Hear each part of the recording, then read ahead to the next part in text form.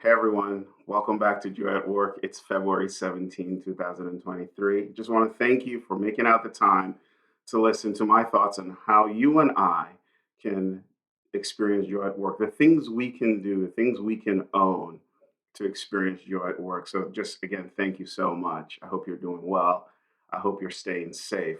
I want to continue the conversation on leaders this week because I think it's an important one. And last time I suggested or maybe even argued that there are no perfect leaders, but there are definitely some poor ones. There's some terrible ones. And unfortunately, it seems like the number of leaders that are closer to the poor end of the spectrum significantly outnumber the number of leaders that are on the excellent side of the spectrum, which is why it's so important that we take ownership on looking at who we're going to be working with. A lot of people like to think about it from this is the person I report to, and leaders like to say in organizations, this is my direct report, and things like that. Well, I'm a fan of flipping that and saying leaders have direct supports, and people should be thinking about here's the individual who is going to support me. And that is why, especially when you're joining a new company, you should always ask for the opportunity to interact and interview that person.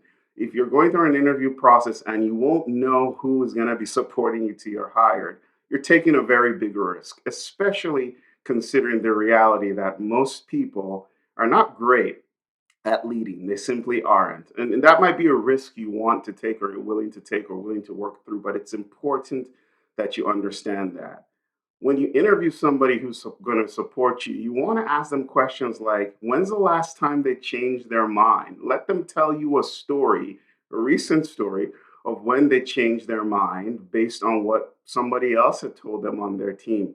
How do they deal with conflict? How do they want to receive feedback? How do they lead? What's their style?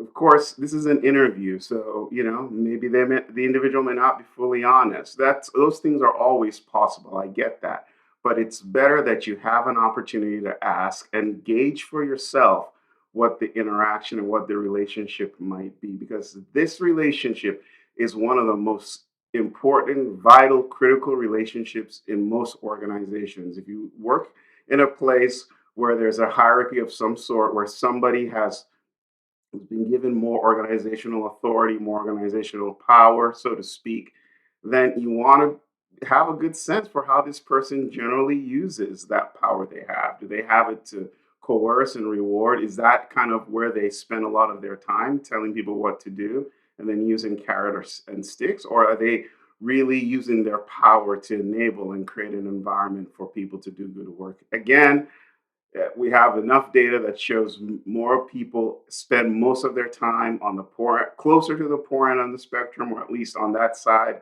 of the spectrum, if you will, than they spend on the excellent side of the spectrum. And that's just the way it is. And we're not going to change that overnight. But you really want to get a sense of what you're going to be dealing with before you join a company or change a position. So this is very important. Please don't overlook it. Again, this is part of how you and I can take ownership of experiencing joy at work. I hope this was helpful. Thanks for listening. I'll see you next time. Oh, don't forget to subscribe. Take care. Bye.